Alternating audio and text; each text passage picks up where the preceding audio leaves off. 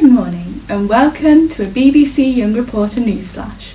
In the news this week, technical rehearsals for the school production The Great Gatsby are underway, the lower sixth have just finished their assessments, and finally, a special report looking at politics through the eyes of teenagers.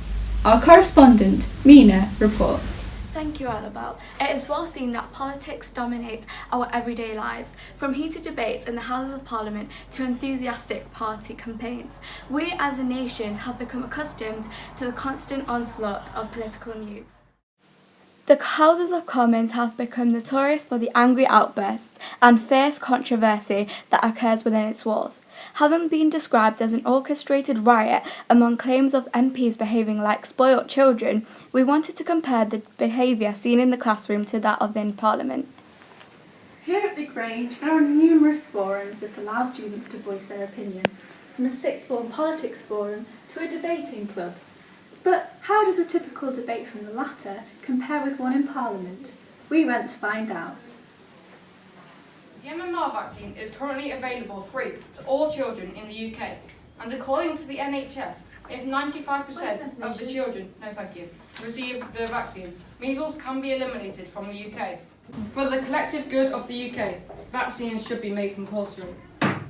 It's clear that the two scenarios are vastly different on many levels.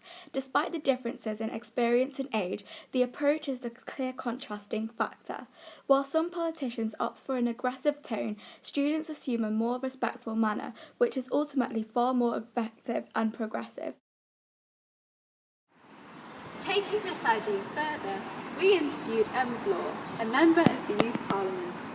Having been drawn to debating new topics through Model United Nations, she, along with other MYPs, attends seminars, debates in the House of Commons, and plays a key role in deciding which issues appear on the Make Your Mark survey, which students across the country participate in. As the Youth Parliament, we've done lots of debating for votes at 16. I mean, there's always going to be positives and negatives, but I think if people in schools are being more educated about it and have a better knowledge, but I don't think it would be a bad thing to have a wider range of people involved. I think lower down the school you don't get much interaction with it, so I think it would be good to even just raise awareness of things like the Youth Parliament and groups like that, so you can get involved and kind of feel like you have more of a input and kind of a knowledge of what's going on. Our mock election before Christmas gave students the chance to cast their votes, but how do students feel about their involvement in politics, and what is the staff's impression of behaviour in the classroom? I think we're taught about it a little bit. It might come up once or twice in lessons, but I don't think we're really taught about it enough. I've not really been taught much about politics at all, really. I feel like we should be taught a little bit more, just so we know what's actually going on. I think there could be more done in school to teach about politics, because I feel like quite a few of us were unsure about our decision in the mock election today. I think we should get a say. We should be able to do something towards our future and be able to decide what happens to the planet. Sometimes you got the chance to say, but it's not really appreciated. I actually think we probably hold the students to a higher standard than politicians are currently being held to. There should be a platform for students to be able to discuss issues, because frankly it's life. I think sometimes perhaps politicians need to go back to perhaps grassroots level, and they could probably learn a thing or two from the way in which students here conduct themselves in debates. And finally, I interviewed Andy Carter, the Conservative MP for Warrington South. Since being elected in December, he has fully embraced political life. His experience as a journalist and businessman, combined with his knowledge of the local area, equipping him with the necessary skills to fairly represent the constituency's views in Parliament, including those of students. I'm Andy Carter, and I'm the Member of Parliament for Warrington South. Actually, what I've seen in the House of Commons chambers, people are very respectful. Some politicians do themselves no favours in the way that they behave, but at the same time, politicians are human. I think what you sometimes see on TV is what I call pantomime politics.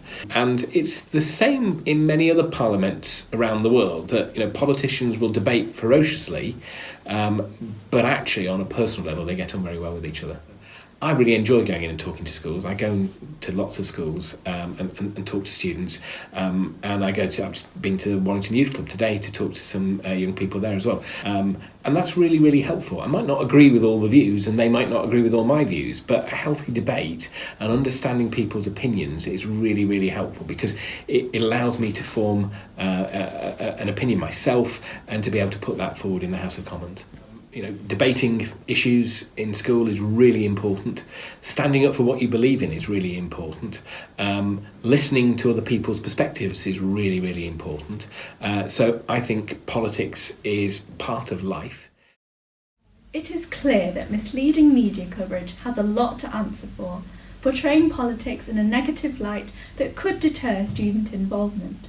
However, with role models including Greta Thunberg and Malala Yousafzai leading the way, students should have more opportunities to have their say, as our advocacy can change the world.